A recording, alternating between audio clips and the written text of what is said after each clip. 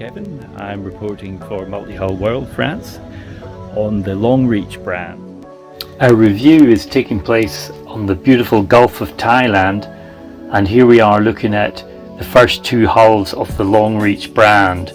These have been these are called the 1900 models, which means they're 19 meters.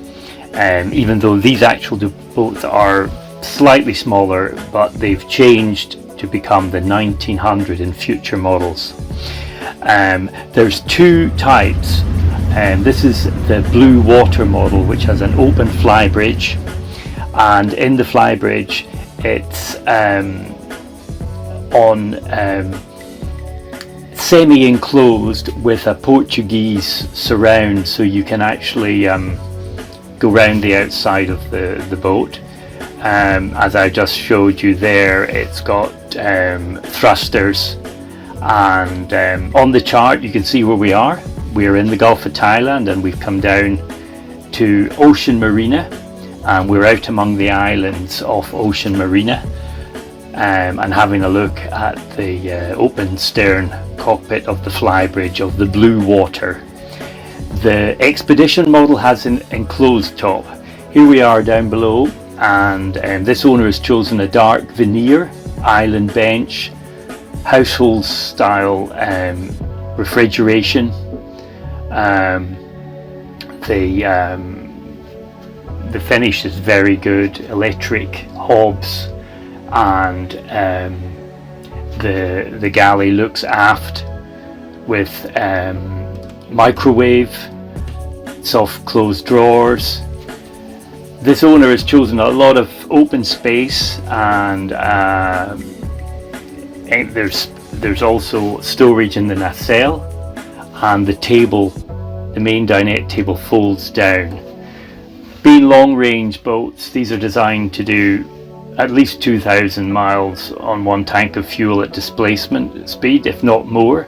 This is the deck level owner suite, with down on port the ablutions, the shower in the aft. Notice how light it is here, how airy, with plenty of opening hatches and port lights, and long rectangular windows.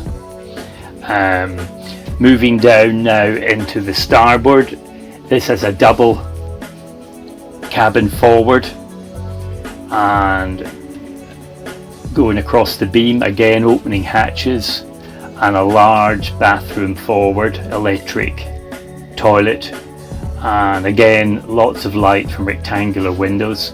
Moving aft, you can see the utility room with washing machine, and there's controls here, including the diesel polishing system, which is very important for going to foreign ports.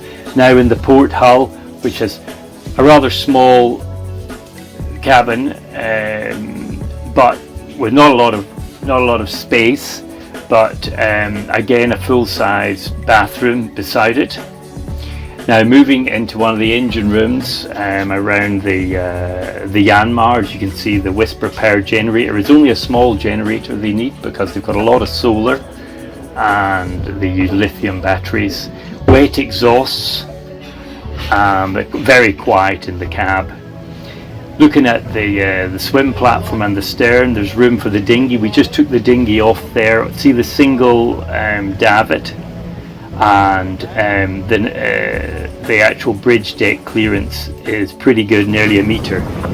Very different weather now for our return journey, quite rough among the islands, and so I found it a good test for the blue water model.